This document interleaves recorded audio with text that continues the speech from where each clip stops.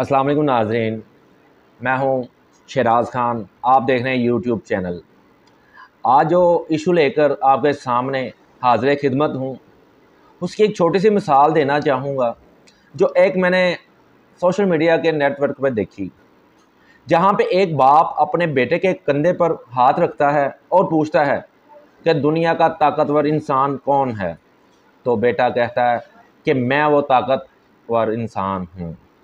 तो जब बाप उसके कंधे से हाथ उठा लेता है तो कहता है आज दुनिया का कमज़ोर इंसान कौन है।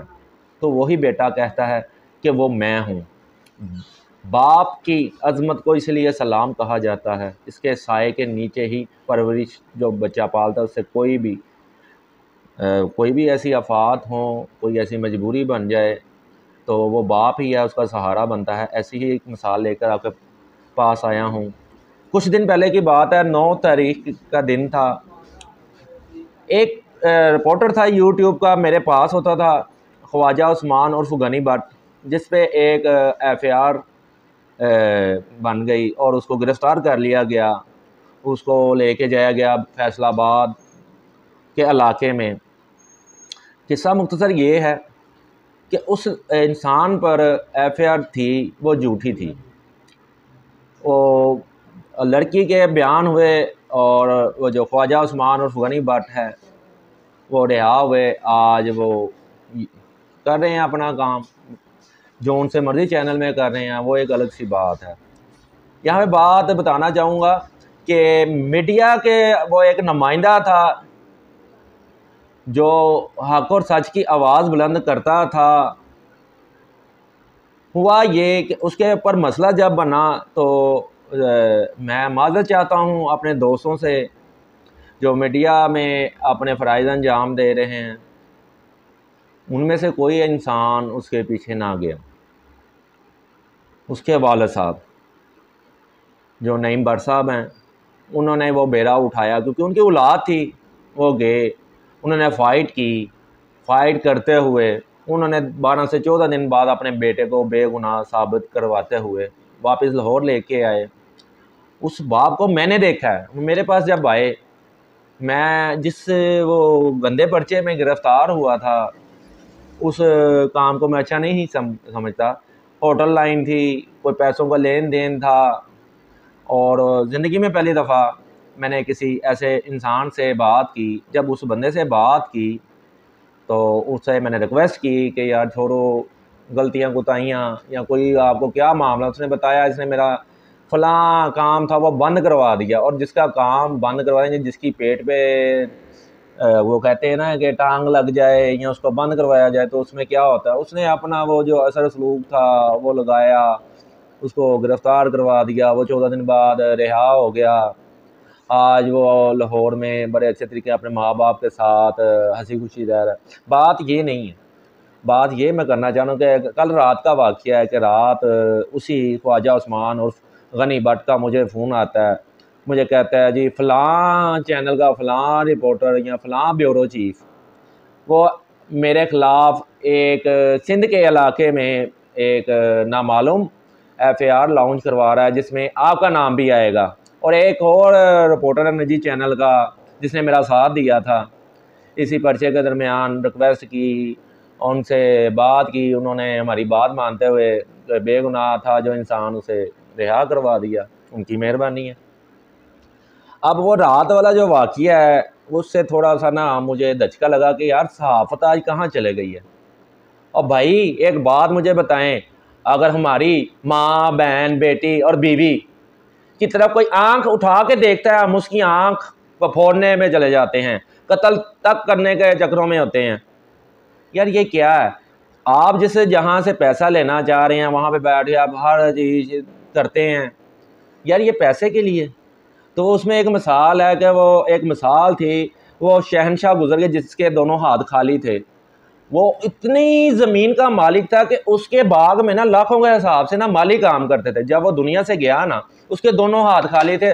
उसने बोला था कि भाई मेरे हाथ कफन से भाई रखने हैं आपने, कि लोगों को इबरत हो। और भाई आप भी वो नहीं हो, आप कोई शहनशाह नहीं हो। आप एक छोटे से रिपोर्टर हो, एक यूट्यूबर हो, या एक सैटेलाइट चैनल में हो, या एक पेपर में हो। यार अपने में इत्तेहाद पैदा करेंगे तो वो दिन दूर नहीं है तो कोई भी ऐसा इंसान, कोई भी ऐसा माफिया किसी एक नुमाइंदे या एक यूट्यूबर या एक पेपर के रिपोर्टर पे कोई एफआईआर करवाए तो आपका काम था यकजा हो जाना। आप यकजा ना वो ने जाके बता रहे हैं कि जी इसके ऊपर ठीक किया आपने, एफआईआर करवाई है, इस पर एक और एफआईआर करवाओ। और आपने ये भी मुझे बोला है कि उसके बाप कल डीएसपी के पास पेश हुआ, उन्होंने बताया कि जी फलां इलाके में फलां काम हो रहे हैं। तो मीडिया का काम तो है भाई लोगों को उजागर करना कि यार वहाँ पे एक गुनाह कबीरा हो रहा है, उसको बंद करवाया जाए। बंद करवाना पुलिस का काम है, रिपोर्टर का काम है उसे बता देना। अगर किसी ने बताया उसको वो जुर्म बन गया है, वो 14 दिन जेल में रह के आया, उसको छुड़वाने वाले उसके बाप थे। हालांकि मैंने और आपने जाना चाहिए था कि एक रिपोर्टर भाई है, उसका साथ दें। हमने उसका साथ नहीं दिया, हमने उसके खिलाफ वो साजिश की कि आगे नेक्स्ट पर्चे में या आने वाले दिनों में भी पर्चा करवा सकते हैं। आज 30 तारीख 5वां माह और 2023 है।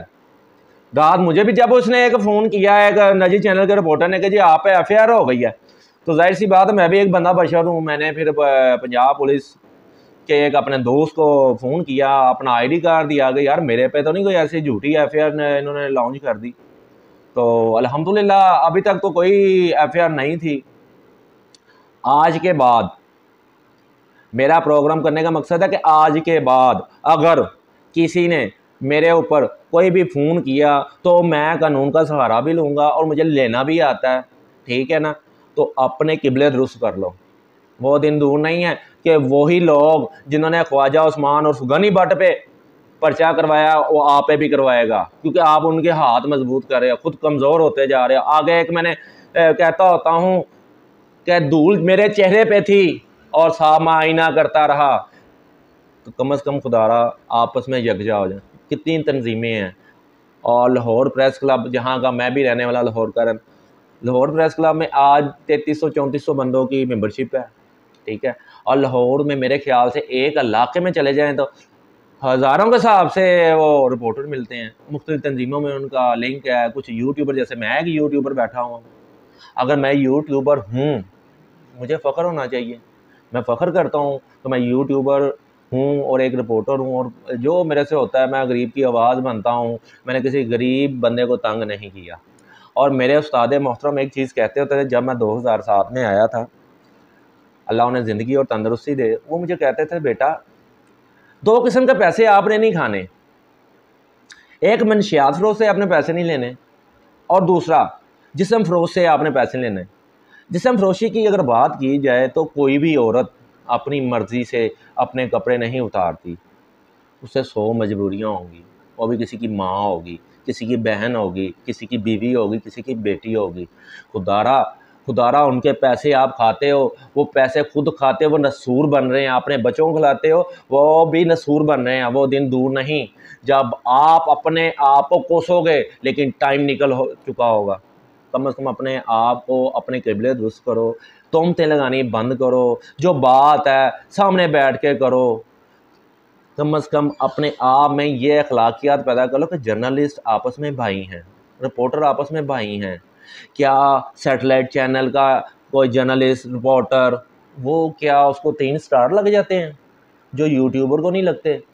या एक जंग पेपर या कोई बड़ा पेपर जिसमें वो रिपोर्टर है, एक छोटे से पेपर का या छोटे से अदारे का रिपोर्टर है, खबर तो वो भी लिख रहा है, खबर जंग वाले भी लिख रहे हैं, खबर बड़े बड़े अदारे लिख रहे हैं। तो क्या वो रिपोर्टर अलग हैं, हम रिपोर्टर अलग हैं? हम भी आप में से हैं। हमें भी जब कोई मसला होता है हमें भी दर्द होता है, आपको भी होता है। सर दर्द होता है, सर दर्द की गोली ली जाती है, डॉक्टर के पास जाया जाता है। ये नहीं है कि सर दर्द खुद अगले का भी लगा दिया जाए। सर दर्द ख़त्म करनी चाहिए, आपस में इत्तेफाक करना चाहिए। इसी के साथ मुझे दीजिएगा इजाज़त। अपना रखिएगा ख्याल। अल्लाह निगहबान।